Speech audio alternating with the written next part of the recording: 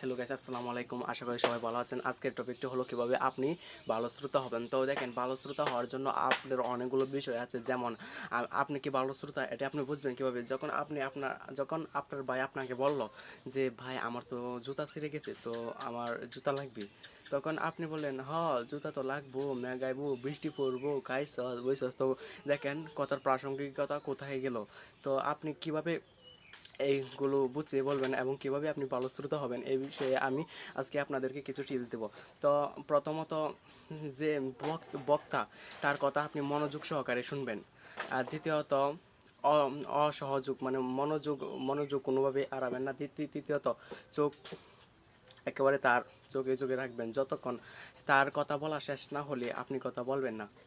এবং তার কথা মাঝখানে থাকতে আপনি কথা বলবেন না, তার কথা শেষ হলে আপনি সুন্দর করে গুছিয়ে কথা বলবেন।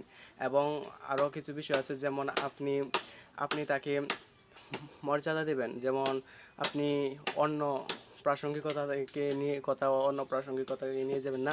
আশা করি